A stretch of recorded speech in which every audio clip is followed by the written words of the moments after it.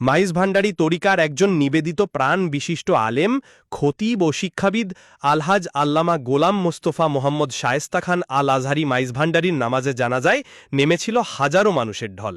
সোমবার দুপুর 2:30টার দিকে রাউজান আমিরহাটস্থ হজরত Yasin Shah public school and college মাঠে তার দ্বিতীয় জানাজা অনুষ্ঠিত হয়। জানাজা শেষে পারিবারিক কবরস্থানে তাকে দাফন করা হয়। জানাজায় ইমামতি করেন মাইজ ভান্ডার দরবার শরীফের শাহী জামে মসজিদের সাবেক খতিব মাওলানা নুরুল ইসলাম ফোরকানি। মরহুমের মাগফিরাত কামরায় মোনাজাত পরিচালনা করেন আল্লামা মুফতি ইব্রাহিম আল কাদেরী।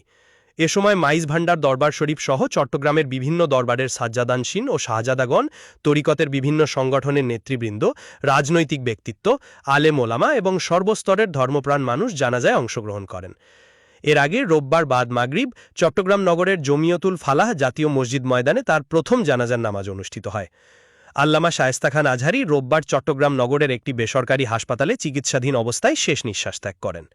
তার ইন্তেকালে মাইজ ভান্ডারী দরবার শরীফের বিভিন্ন সংগঠন, চট্টগ্রামের বিভিন্ন দরবার, রাজনৈতিক নেতৃবৃন্দ, আলেম সমাজ, শিক্ষা প্রতিষ্ঠান ও সামাজিক সংগঠনের পক্ষ থেকে গভীর শোক প্রকাশ করা হয়। তারা শোকসন্তপ্ত পরিবারের প্রতি সমবেদনা জানিয়ে মরহুমের আত্মার মাগফিরাত কামনা করেন।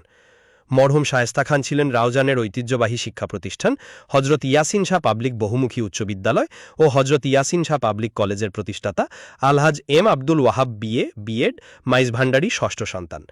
তিনি দীর্ঘদিন চট্টগ্রাম জামেয়া আহমদিয়া সুন্নিয়া আলিয়ায় শিক্ষকতা করেছেন এবং মাইজ ভান্ডারী তরিকার একজন নিবেদিত প্রাণ খাদেম হিসাবে নিজেকে উৎসর্গ করেছিলেন। তার ইন্তেকালে রাউজান সহ সমগ্র চট্টগ্রামের ধর্মপ্রাণ মানুষের মাঝে শোকের ছায়া নেমে এসেছে। তার কর্মময় জীবন, ধর্মীয় অবদান ও শিক্ষা বিস্তারে ভূমিকা দীর্ঘদিন স্মরণীয় হয়ে থাকবে।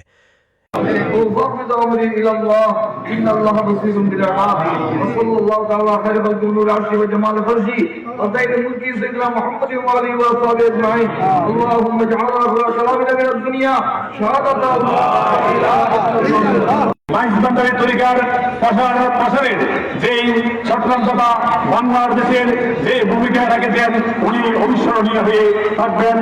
জন্মা এই কীর্তিমান পুরুষ আজকে আমাদের যে চলে যাওয়ার কারণে যে সুন্নিয়তের আলে সুন্নতের জামাতের এবং ঘোষলা মাইজ ভান্ডারী দরবারের যে অপরিমেয় ক্ষতি হয়েছে তা সহজে ফুটে ওঠার কথা নয়।